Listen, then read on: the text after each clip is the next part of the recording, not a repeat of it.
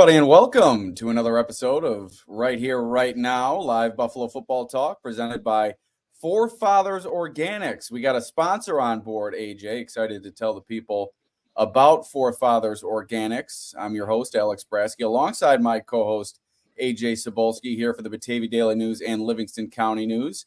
Each week, we'll discuss Buffalo's favorite football team, along with all the comings and goings from Orchard Park. Thanks to our friends at Forefathers in Dansville. At Forefathers Organics, their mission is to liberate, educate, and innovate with the highest quality CBD and hemp-derived products for your mind, body, and soul so you can live happy and free. Visit them at 87 Franklin Street in Dansville, online at forefathersorganics.com, or call them at 585-335-2223 to learn more about the products they offer.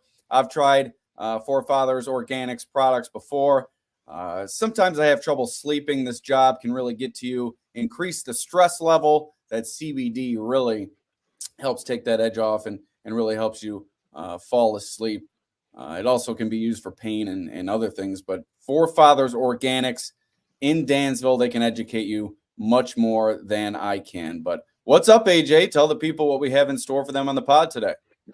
Yeah, looking forward to another episode here of Right Here, Right Now, live Buffalo football talk. We'll be discussing some top training camp battles. We'll save the wide receiver talk for another day because obviously there's a lot to talk about there. We could probably have a whole episode on that. Our own favorite part of training camp, so what we like to do, what kind of the best parts are at training camp, and then finally some recommendations for those thinking of attending St. John Fisher in late July, early August. So full slate of stuff, and I'm excited to get into it. Before we get into the football talk, AJ, your Summer Rec Basketball League in full swing. A little bit of a hot and cold start for you individually. Give me your assessment of your performance so far. How's the team doing, and are you having a good time? Yeah, first off, great time. It's a great league. I think playing sports, staying in shape, being active is important, obviously. Now, out of college, I think I want to just stay and play as long as I can, as long as my body allows. So, yeah, definitely a rough, shaky start for me. I've had some bright moments, but I had a 4 of 18 game, got my ankles broken.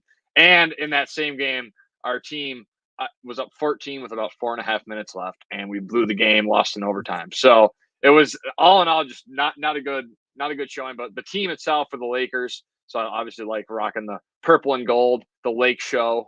We're 5-1, and it's been a great start. But yeah, getting your ankle snapped and shooting 4 of 18, I definitely heard it from my general manager, and that was definitely not fun. But always have to improve. Yeah, long road to go though. I'm confident you can turn it around. You got the stroke, and you certainly got the effort. You're a high energy guy, glue guy at the very least. So I'm very confident that you'll be able to turn it around. We'll keep the people updated with your basketball exploits as we go on Right Here, Right Now. But let's dive in. We'll start with some of the top camp battles for the Bills this training camp. Training camp coming up on July 24th at St. John Fisher University. And we'll start at safety, AJ. It seems like the starting spots are locked up with Taylor Rapp and Mike Edwards. Rapp, his second season in this system. Edwards coming over, being signed as a free agent, played with the Chiefs last year. The question on everybody's mind really is, can Cole Bishop sneak into the mix? And as far as I see it right now, it doesn't seem to be a good chance of that happening. It seems like they're taking things relatively slow with Bishop during offseason activities. You heard Brandon Beane and Sean McDermott and even Bobby Babbitt just speak on how much there is to digest for a rookie at that position. So while I believe Bishop has a high ceiling, perhaps the highest ceiling of any of these three players, just with his pass rushing ability, his physicality, and really his just ability to improve as a young player, I see him perhaps being the best of the three in the long run for this defensive unit. But as I see it right now, I think we're going to have Taylor Rapp, Mike Edwards enter the season, maybe an outside chance of Bishop entering that conversation if Edwards is to continue to deal with some injury trouble, as we saw him deal with that shoulder injury during offseason activities. And then lastly here, the fourth safety is Damar Hamlin have a leg up in that race. It certainly seems so with his participation and really his achievement at offseason activities. Yeah, I am definitely looking forward to that safety room. And I look at these contracts, and I always go back to this when I look at kind of when you don't really see much of these players like I have. I kind of base it off contracts to see how they really value these guys. Mike Edwards is getting a cap hit of $2.8 million this year on a 1-year deal.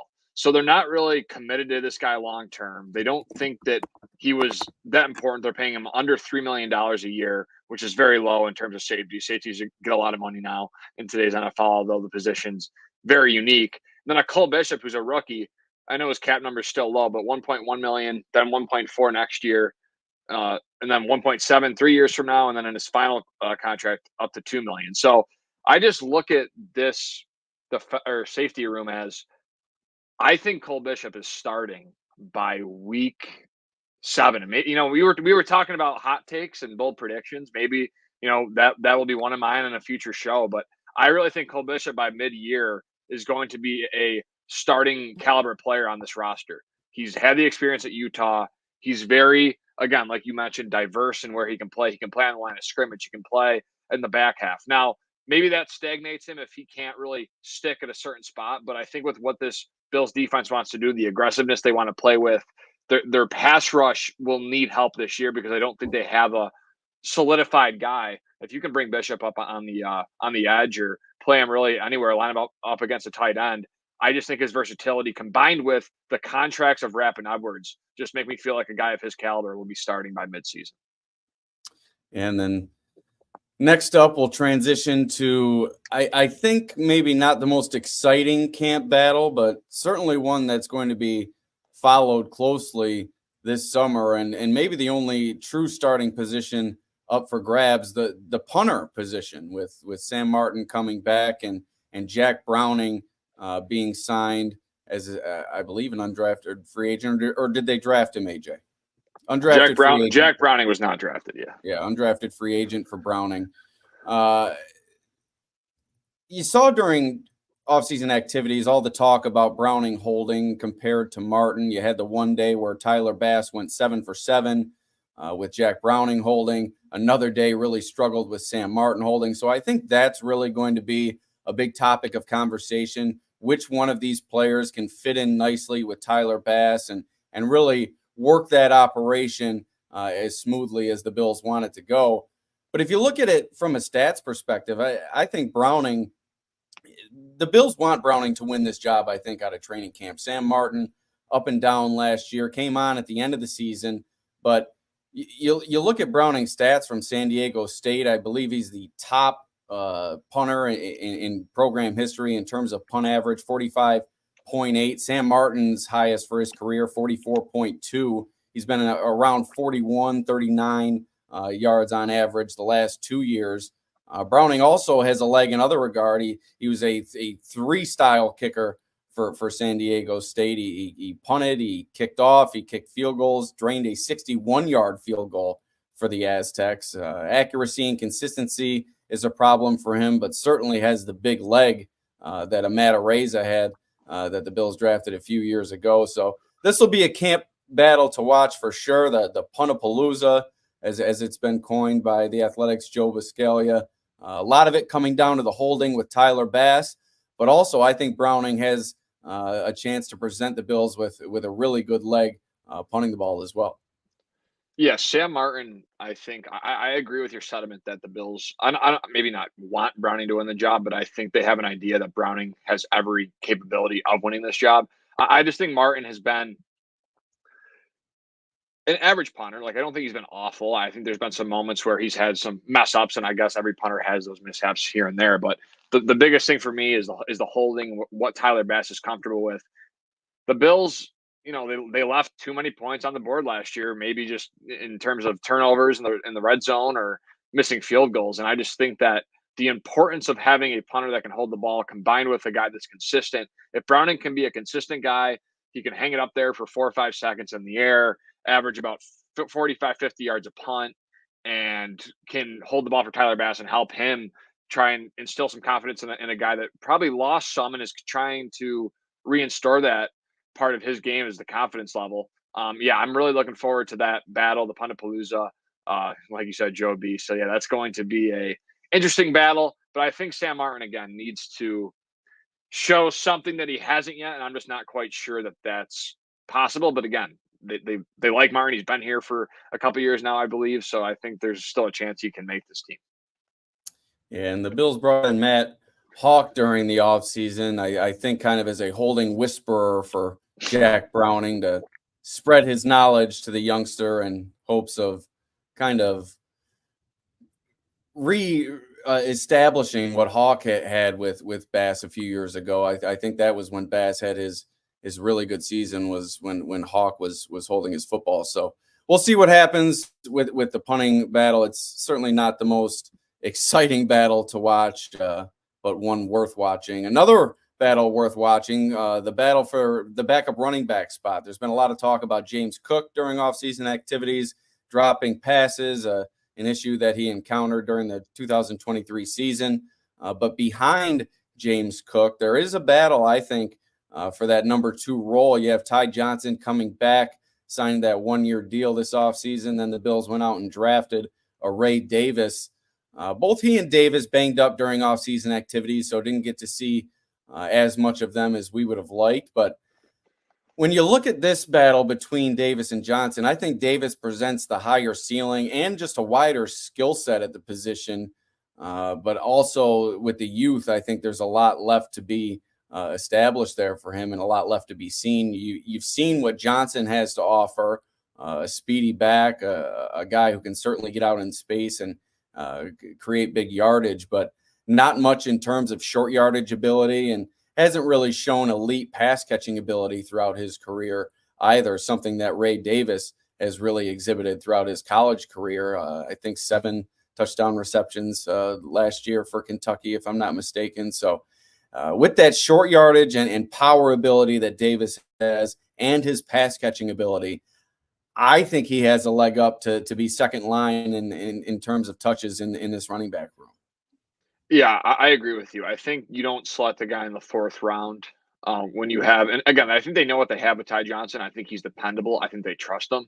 So I think that's why you go and grab a 4th round pick, Ray Davis from Kentucky. And again, a guy that's had a lot of success in college, can pass or can catch the ball, run the ball, can really do everything you want as a running back too. And I think that he's going to fit right in there. Now, with that said, I think the downside of it is I think Ty Johnson has shown some ability to be productive and very efficient in this league, especially last year in his limited touches with the Bills. I think he's shown some prowess.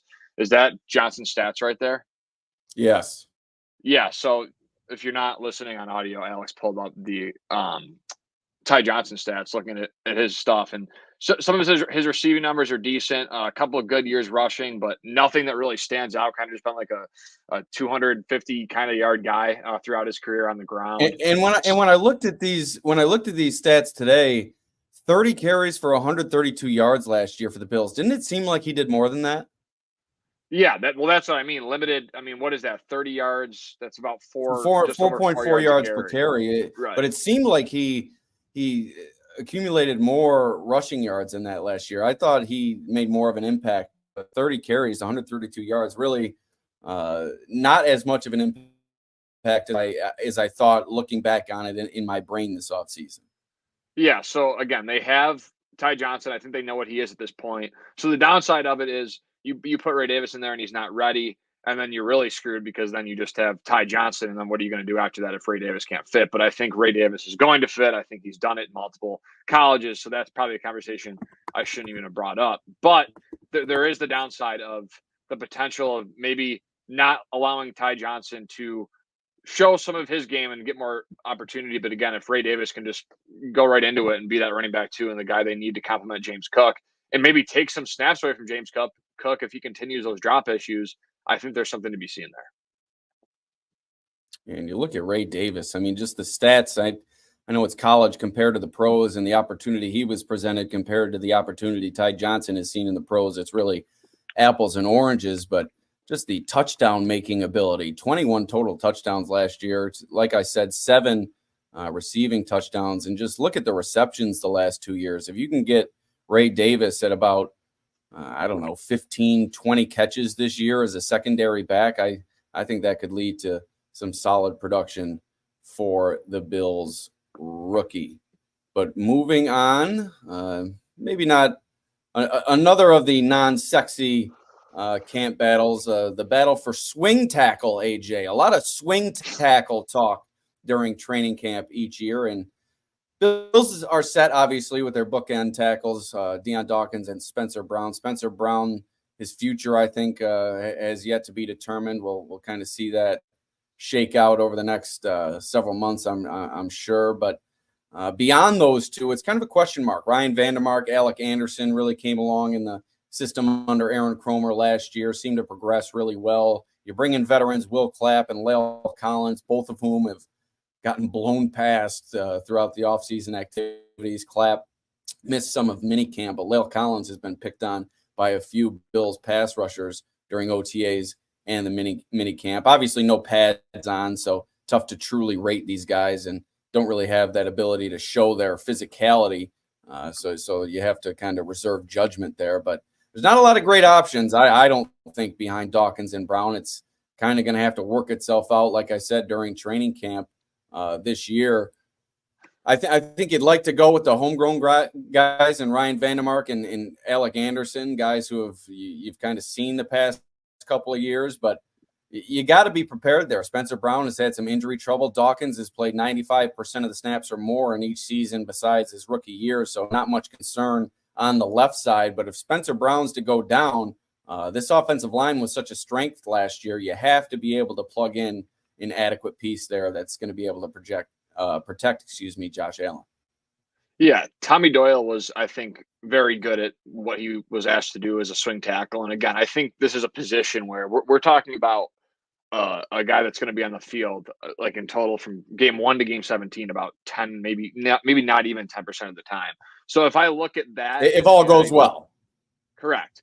So if I look at that roster, I mean, Ryan Vandermark, La'el Collins, those two names are probably the front runners for me. I'd probably put a good bet that it's one of those two guys. Ryan Vandermark from Connecticut, undrafted, really worked hard last year and really got himself on this roster and stayed around long enough to, be a part of it. And that's really important and key for a guy like that who's really trying to pave his path on your NFL roster. On the flip side, La'el Collins coming off a very serious injury, and super tough. Jonathan DeCosta from WGRZ did a nice feature on him and sat down with Collins and discussed kind of what he has been through throughout his career and what's to come. So I'm looking forward to the swing battle competition. But again, I think this is a position where I don't think you see an Alec Anderson or a Cedric Van Pran-Granger be a swing tackle, because Alec Anderson's more in tune with as a guard or a center, and Cedric Van Pran-Granger has played center his whole college career. So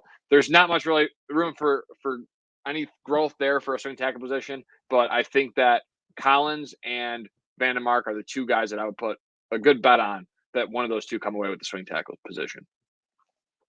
Yeah, good shout out to my guy Jonathan. Does a great job over there at WGRZ. There's a lot of Johns over there though, and they're all named John with no H, which is kind of troubling for me.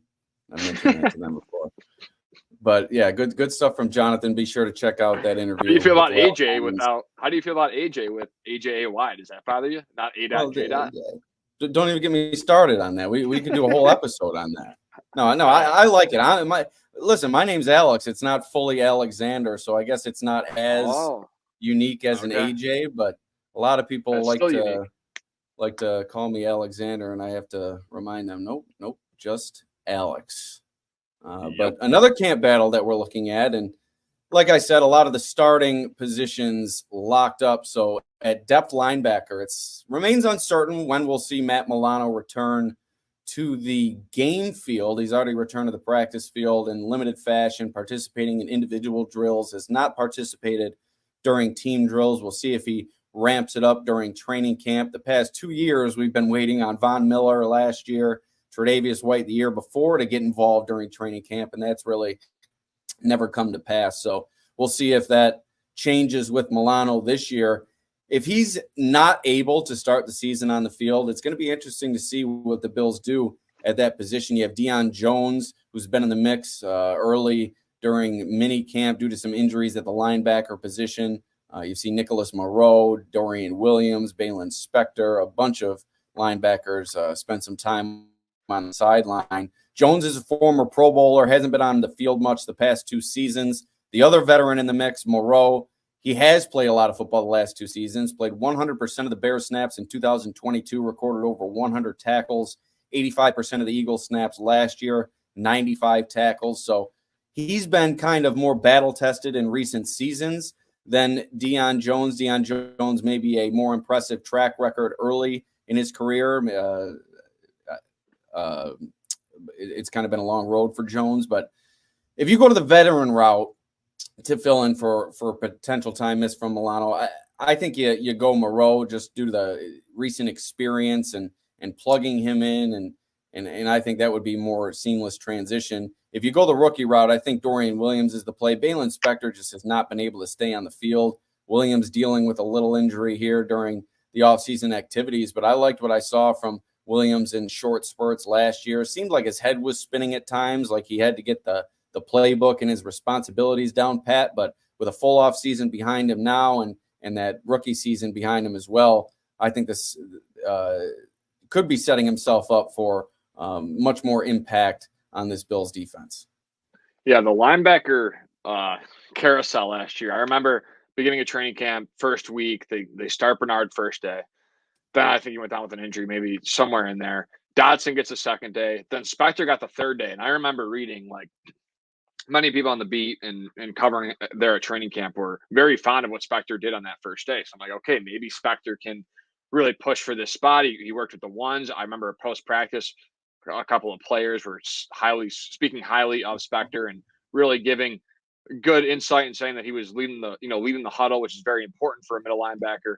And then it goes Bernard or whoever it was, and then Dodson again. And then it was Spector's day to start a middle linebacker, and then that never came. So Spector, like you mentioned, I think with injuries and just lack of opportunity, I think that's really an avenue where I don't know how much longer he's going to be around. He's going to have, I think, a tougher road, especially like you mentioned with the veteran additions of Jones and Moreau. And back to Moreau is funny because he, like, when you look at guys in the Bills sign him, and I'm like, oh, this guy has over 100 tackles. Like just 2 years ago, like over 100 tackles. This guy's got to be good. And then I do some more digging, and then I, read up see Twitter's reaction, and a couple of, you go to like the former team, like the Bears, or read like the Eagles fans, what they have to say, and thank God this guy's done. But they're like, he had 85 tackles, but that just shows you that the tackles really do not mean much. They do to an extent, but you got to look at like average depth of tackle. There's a lot of analytics to really like hone in on the tackling part of linebackers. But yeah, this depth chart is unique. I think Dorian Williams is a great opportunity to really take a step. If I'm asked what linebacker really takes a leap out of this group, I think Bernard really took his leap last year. Matt Milano is what he is at this point. And I think Dorian Williams is primed if given the opportunity, whether it be injury or they try to do some more 3 linebacker looks. If you're going against a team that runs the ball more and you feel like your defensive line has had trouble stopping the run, whatever the case may be, I think Dorian Williams is primed to really elevate his game this year and get more of an opportunity if given it by Sean McDermott and Bobby Babbage. Yeah, these are the stats for Moreau, by the way, on the screen. But yeah, it's certainly going to be a position to follow on the defensive side of the ball, and it's really going to all depend on when Matt Milano comes back. And if you have Milano and Bernard clicking on all cylinders, I'm not sure you're going to have to hear much from any of these guys, and I think that's the Bills' hope entering the season. Finally, the last camp battle that we'll discuss, the interior defensive line, Ed Oliver and Daquan Jones set as starters, but the depth roles need to be solidified. Rookie Dwayne Carter, and then veterans Austin Johnson, Deshaun Williams, and Eli Anku. Anku's been with the Bills since 2021, so very familiar with the system, but hasn't been able to find his way onto the roster consistently. Departed for Atlanta, I believe, last year before returning to Buffalo. In terms of Carter, good pass rushing ability in comparison to the 2 veterans, Williams and Johnson, more of run stoppers, so kind of a converse dynamic there. Depends on what you're looking for. I think if you're looking for a run stuffer in a particular game, maybe you see Austin Johnson and Deshaun Williams get a little bit more play. If you're looking for that pass rushing specialist or someone to get after an opposing passer, you look for Carter to perform a little bit more. So maybe what you're looking at here is kind of a platoon situation, as they always do along the defensive line, or rotate in and out, but maybe game plan specific with Carter, Williams, and Johnson from game to game. Yeah, they just need someone other than Jones and Oliver to really step up. And I think they've been looking for that for the last few years. It's never felt like a guy's really solidified the depth there. Dwayne Carter, I think, has a great opportunity coming from Duke. Good leadership there, really good player, highly touted coming out as a Duke Blue Devil. And I think obviously the Bills liked him, took him in the third round. And that was important for them to build that depth up. Austin Johnson, Deshaun Williams. Don't know too much. I know Austin Johnson's had some success with the Chargers, and Deshaun Williams was a Carolina Panther. So that Carolina Panther, stealing from the Panthers continues, that kind of back and forth Bills Panthers kind of regime with McDermott and Bean coming over. It's still going on, and it's now been about 7-8 years. So it's still funny that you still see these Panthers sign. Maybe just coincidence at this point. But yeah, I like this defensive line. But I don't love it, and I need to see it. For me to love it, I think one of those depth guys, either a Johnson, Carter, or Williams, need to step up, and when they do get opportunities, make plays and make splash plays. Splash plays I get are hard from the defensive line, but getting a hand up in the air, batting a ball, forcing an interception, something as simple as that, just to get some juice and not put everything on Oliver and Jones, because they're already going to have a lot on their plate already. All right, we'll have plenty of more time to talk about these ongoing camp battles as training camp approaches, about a month away now. So a few more podcasts that we'll have to go over these guys in fine detail. But why don't we talk about our favorite parts of training camp? I'll just start with mine right off the get-go. Being able to be out there, beautiful weather in Rochester. My favorite part, a bit superficial, but I get a great tan during training camp, AJ. It's a bit of a farmer's tan. You have to wear the professional garb and the socks and sneakers, and sometimes you can mix in some sandals maybe, but boy, I look like George Hamilton after those few weeks of training camp. Yeah, I just love like the aspect of going to, and I'm not saying that Rochester or St. John Fisher is like random. Like obviously, many around the area know what it is. Well, random for you coming from the opposite side of Western New York. Yeah, so just going there, and I think realizing like just the dedication from the fans and seeing that place just sold out every single day, with all these fans and all the kids getting the autographs, and just the whole experience, I think for me is just pretty surreal, and I think that it's awesome that they can go to some random college in Rochester, an hour and a half away from the Buffalo area, and just fill the seats, and you see Bills fans just coming crazy numbers, and they're sold out every time. So I think that's what really makes me happy and enjoy the time at St. John Fisher. Yeah, another part of training camp that I love before we get out of here is I love seeing Rochester get its due. I'm a Western New York, and my version of Western New York is Rochester to Buffalo. It's all encompassing. I know Buffalo people are really protective of that descriptor there, but Western New York, Rochester, Batavia, Buffalo. Being a Batavia guy, I've spent plenty of time both Rochester and Buffalo, and Rochester doesn't often get its due. There are some shady spots in Rochester. Don't get me wrong. You got to be careful sometimes where you're traveling. You don't want to get lost in the wrong spot on a Friday, Saturday night. But there's as many great areas around the city and the surrounding area. If you're attending camp, head over to Park Ave, Vern's to be specific, tomato pie, a couple of cocktails. That'll be a great night out. Top-notch garbage plate. Got to go to Dogtown. The burgers are better than anywhere that you'll get a garbage plate. Sides are top tier. Meat sauce, elite. Great vegan desserts as well. And people are always happy when you go into Dogtown. The people behind the counter always serve you with a smile. And for a night out on the town, for me, head over to Salinger's, early 2000s music. Solid small town vibe. Maybe a bit of a younger crowd, but a good spot to be. You've been to training camp. Where do you go when you go out there? I went to Brockport too, so I don't. Right. The thing was I never went. Like if I was at Brockport and I was going out, I would just go to there was 3 bars in Brockport that we would go to, and that was kind of it. Never really made my way to Rochester. I'd only go out to Rochester if because Brockport didn't have like a Chipotle or Five Guys. So like if I wanted to go, I go over to like Greece and get some Five Guys or Chipotle. But Yeah, I'm a big Dogtown guy.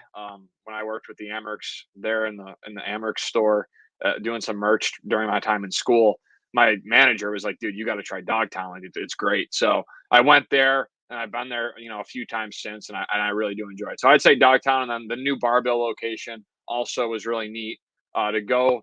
Always be going to the East Aurora location, and I love it there, but it's very confined and tight. And then going to the Rochester one, and you're very nice and free, and a lot of space to chow down some of the best wings, the best wings in Buffalo. I'm not gonna shiver to the crowd. Those wings, but Maniac did put those wings. They did look pretty tough, but I still have never had a bad experience there. So those are definitely the two spots, Dogtown and Barbell for me.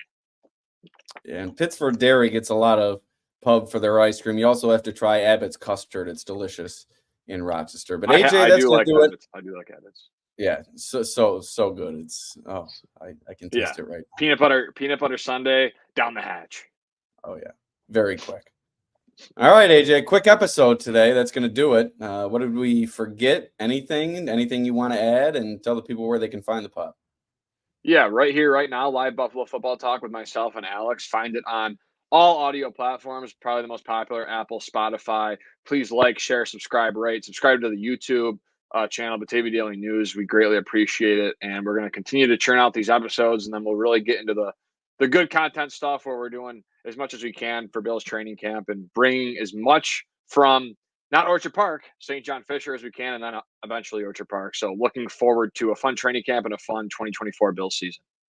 Once again, we'd like to thank our friends at Forefathers Organics. Their mission is to liberate, educate, and innovate with the highest quality CBD and hemp-derived products for your mind, body, and soul so you can live happy and free. Visit them at 87 Franklin Street in Dansville, online at forefathersorganics.com, or call them at 585-335-2223 to learn more about the products they offer. That's going to do it. We'll see you next time. Peace out.